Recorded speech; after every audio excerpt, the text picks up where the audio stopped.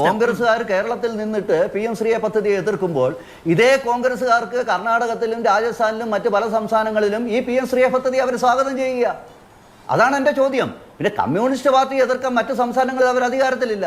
അതുകൊണ്ട് അവരെ സംബന്ധിച്ച് ഇതൊരു വിഷയമല്ല. ശ്രീ ഷാജി രാഘവൻ, ഇന്നിപ്പോ കേന്ദ്ര വിദ്യാഭ്യാസ സെക്രട്ടറി അടക്കം പറഞ്ഞിരിക്കുന്നത് നാഷണൽ എഡ്യൂക്കേഷൻ പോളിസി സ്വീകരിക്കുകയാണ് എങ്കിൽ തന്നെ അതിലേക്ക് ഈ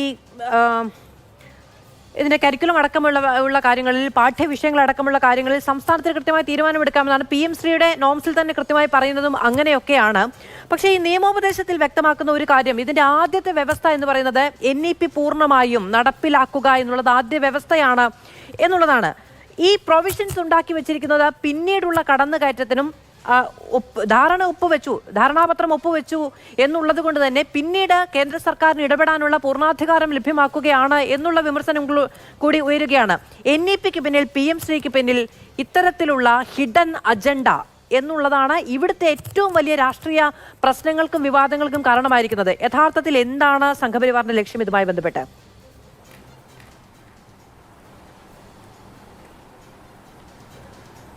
നോക്കൂ മധു, നമ്മുടെ രാജ്യത്ത് കേന്ദ്രഭരണ പ്രദേശം ഉൾപ്പെടെ ഏതാണ്ട് 36 സംസ്ഥാനങ്ങളിൽ കേരളം ഒപ്പുവെച്ചതോടുകൂടി 34 സംസ്ഥാനങ്ങളിലും നടപ്പിലാക്കിയ PM ശ്രീയെ പറ്റിയാണ് നമ്മൾ ഈ സംസാരിക്കുന്നത്. മറ്റൊന്ന്, നമ്മൾ ഈ സംസാരിക്കുന്ന PM ശ്രീ പദ്ധതി ഉണ്ടല്ലോ, 2024 തന്നെ ഇന്ന് കേന്ദ്ര സ്കൂൾ വിദ്യാഭ്യാസ സെക്രട്ടറി പുറത്തുവിട്ടിട്ടുണ്ട്. 2024 മാർച്ചിൽ തന്നെ ഇതിൽ ഒപ്പിടുന്ന കാര്യത്തിൽ കേരളവും കേന്ദ്രവും തമ്മിൽ ധാരണയായിരുന്നു എന്നാണ് പുറത്തു വരുന്നത്. അപ്പം നമ്മൾ ഈ പറയുന്ന PM ശ്രീ പദ്ധതി, ഏത് PM ശ്രീ പദ്ധതിയെ പറ്റിയിട്ടാണ് പറഞ്ഞത്? ഇന്നലെ കേരളത്തിൻ്റെ വിദ്യാഭ്യാസ മന്ത്രി ചാനലുകളുടെ മുമ്പിൽ വന്ന്, നിങ്ങളുടെ മുമ്പിൽ വന്നിരുന്ന് ഈ PM ശ്രീ പദ്ധതിയിൽ എന്താ കുഴപ്പം 3 വട്ടം ആവർത്തിച്ച് ചോദിച്ചത്. ഒന്ന്, കേരളത്തിൻ്റെ പ്രതിപക്ഷ നേതാവ് ശ്രീ VD സതീശൻ, KC വേണുഗോപാൽ പറഞ്ഞ അഭിപ്രായം എനിക്കറിയാം, അതവിടെ നിൽക്കട്ടെ. എന്താ VD സതീശൻ പറഞ്ഞത്? അദ്ദേഹം പറഞ്ഞത് കേന്ദ്രത്തിൽ നിന്ന് വിദ്യാഭ്യാസ മേഖലയുടെ നവീകരണത്തിന് വേണ്ടി കിട്ടുന്ന പണം എടുക്കുന്നതിൽ തെറ്റില്ല എന്ന രീതിയിൽ അദ്ദേഹം സംസാരിക്കുകയുണ്ടായി. അപ്പം ഞാൻ ചോദിക്കുന്നത്, ഇവിടെ ചില വാക്കുകൾ ഉപയോഗിക്കുന്നത് കേട്ടപ്പം ഇന്ത്യ പാകിസ്ഥാൻ യുദ്ധം പോലാണ്. കീഴടങ്ങലിൻ്റെ ഭാഷ കേൾക്കുന്നു, കടന്നുകയറ്റം, അത് തന്നെ കടന്നുകയറ്റം എന്നൊക്കെയുള്ള വാക്കുകൾ ഉപയോഗിക്കുമ്പോൾ ഈ യൂണിയൻ ഗവൺമെൻറ് എന്ന് പറയുന്നത് പാകിസ്ഥാൻ്റെ യൂണിയൻ ഗവൺമെൻറ് അല്ലോ, ഈ രാജ്യത്തിൻ്റെ ഗവൺമെൻറ് അല്ലേ. ഈ രാജ്യത്തെ ജനങ്ങൾ തിരഞ്ഞെടുത്ത് അധികാരത്തിൽ വന്ന ഒരു ഗവൺമെൻറ് നടപ്പിലാക്കുന്ന പദ്ധതിയാണ്. ഈ പദ്ധതിയോട് ഈ രാജ്യത്തെ ബഹുഭൂരിപക്ഷം ജനങ്ങളും ചേർന്ന് നിൽക്കുന്നു എന്നുള്ളതിൻ്റെ ഏറ്റവും വലിയ ഉദാഹരണമാണല്ലോ 34 സംസ്ഥാനങ്ങൾ ഒപ്പിട്ടത്.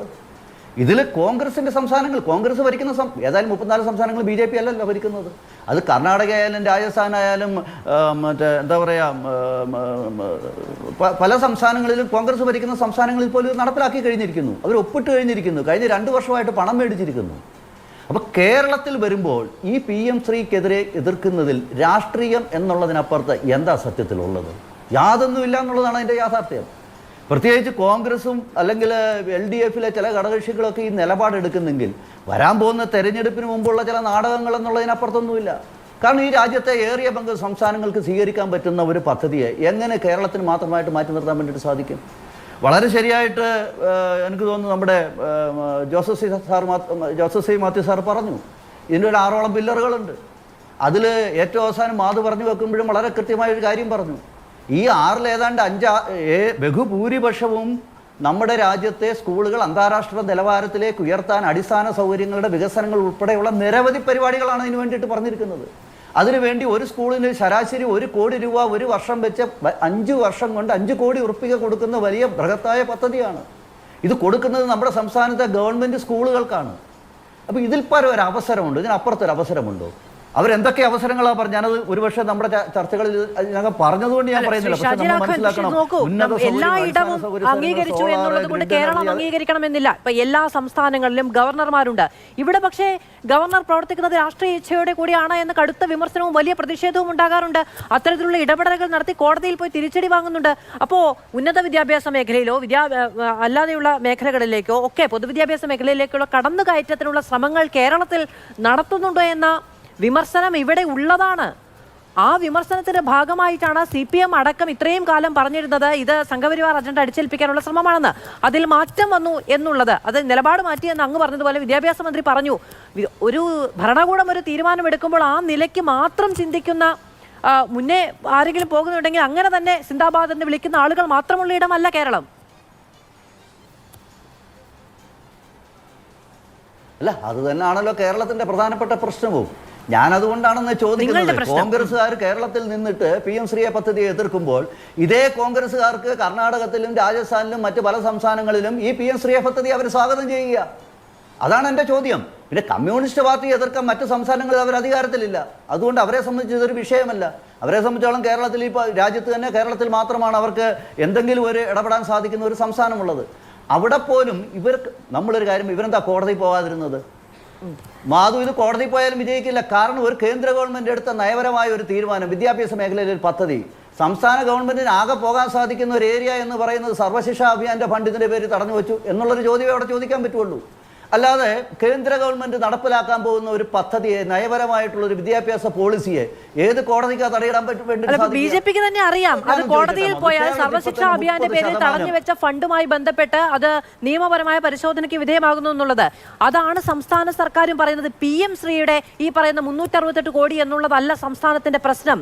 SSK ഫണ്ട് തടഞ്ഞു വെച്ചിരിക്കുന്നു എന്നുള്ളതാണ് പ്രശ്നം. അതുകൂടി കിട്ടുക എന്നുള്ള ലക്ഷ്യം വെച്ചുകൊണ്ട് ഇതൊരു റിപ്പബ്ലിക് എന്ന നിലയ്ക്ക് മുന്നോട്ട് പോകാൻ പറ്റില്ല എന്ന് പറഞ്ഞുകൊണ്ടാണ്. നിങ്ങൾക്ക് എങ്ങനെയാണ് ഭരണഘടനാപരമായ ഫണ്ട് തടഞ്ഞു വെക്കാൻ കഴിയുക? എന്നിട്ട് അത് കോടതിയിൽ പോകാം വേണമെങ്കിൽ എന്ന് നിങ്ങൾ തന്നെ പറയുക അല്ലേ? അല്ലല്ലോ, ഞാൻ പറഞ്ഞില്ലല്ലോ കോടതി പോയവർ തിരിച്ചു പോകുന്നതല്ല. ഞാൻ പറഞ്ഞില്ല കോടതി പോയിട്ട് കാര്യമില്ല എന്നാ പറഞ്ഞാണ്. 2020 കേന്ദ്രം ഈ പോളിസി നടപ്പിലാക്കുമ്പോൾ, ഈ നയം നടപ്പിലാക്കുമ്പോൾ, വിദ്യാഭ്യാസ നയം നടപ്പിലാക്കുമ്പോൾ അവിടെ സർവശിക്ഷാ അഭിയാന്റെയും PM ശ്രീയും കോറിലേറ്റർ, അത് രണ്ടും ചേർന്ന് നിൽക്കുന്നതാണ്. അവിഭാജ്യ ഘടകമാണ് ആ പോളിസിയുടെ ഇത് രണ്ടും. അതുകൊണ്ട് തന്നെ ഇത് സംബന്ധിച്ച് കോടതി പോയാലും നിലനിൽക്കില്ല. അല്ല, അതങ്ങനെ ശരിയാവുന്നത് 2022-ലാണ് PM ശ്രീ വരുന്നത്. 2020-ലാണ് NEP വരുന്നത്. ഈ NEP വരുന്ന സമയത്ത് സർവശിക്ഷാ അഭിയാൻ അതിൽ ക്ലബ് ചെയ്തു എന്നുള്ളത് ശരിയാണ്. 2020 തന്നെ അല്ല 20 തന്നെ കേന്ദ്ര വിദ്യാഭ്യാസ നയത്തിൽ ഇത് വ്യക്തമാണ് ഈ കാര്യങ്ങൾ. അതിന്റെ ഭാഗമായിട്ടാണ് 22 ഇത് വരുന്നത്. ഇത് നോക്കൂ, 2020 NEP വരുന്നു, 2022 PM ശ്രീ വരുന്നു. സർവശിക്ഷാ അഭിയാന് കീഴിൽ കേരളത്തിന് കിട്ടിക്കൊണ്ടിരിക്കുന്ന ഫണ്ട് 2022 നിങ്ങൾ പറയുകയാണ് PM ശ്രീയിൽ ഒപ്പുവെച്ചാൽ മാത്രമേ അത് തരികയുള്ളൂ എന്നുള്ളത്.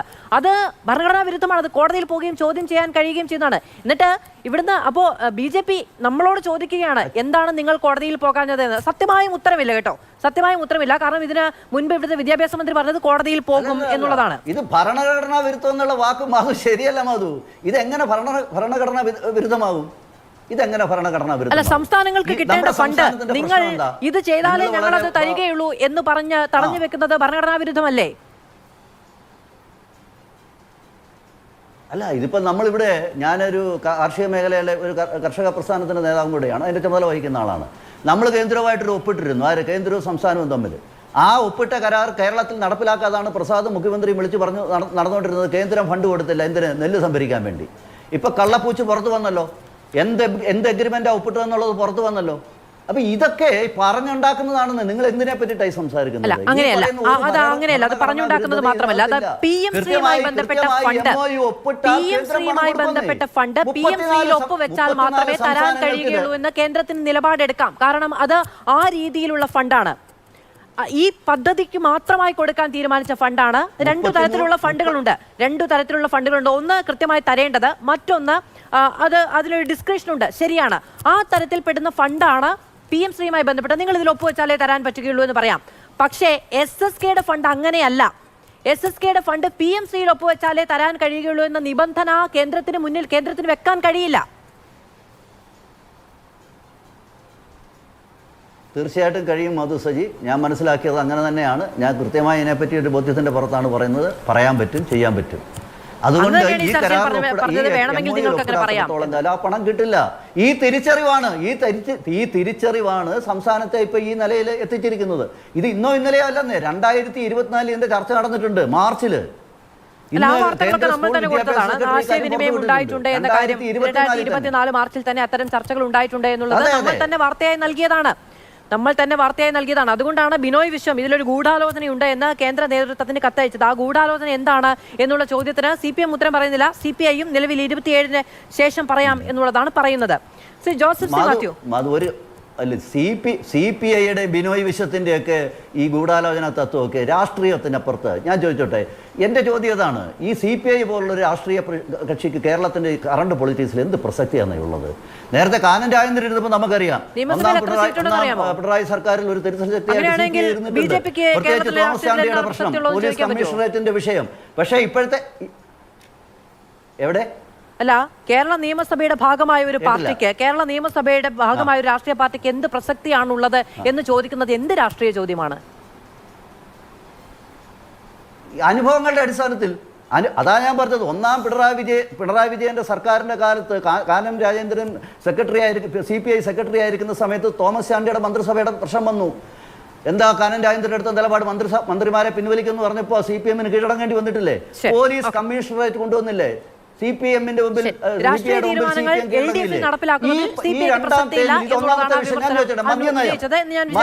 മദ്യനയം പ്രൈവറ്റൈസ് ചെയ്യുന്ന പല കാര്യങ്ങളിൽ പിന്നീട് നിലപാട് മയപ്പെടുത്തേണ്ടി വന്നിട്ടുണ്ട് എന്ന് പറയുന്ന രാഷ്ട്രീയ പ്രസ്ഥാനത്തോട് എതിർപ്പൊന്നുമില്ല. കേരളത്തിലെ പൊതുജനങ്ങളുടെ പൊതുമധ്യത്തിൽ പബ്ലിക് ഡൊമൈനിൽ നമ്മുടെ ഒരു അനുഭവമുണ്ട്. CPI-യുടെ ഈ കഴിഞ്ഞ കാലങ്ങളിലെ രാഷ്ട്രീയമായിട്ടുള്ള അവരുടെ നിലപാടും അവരുടെ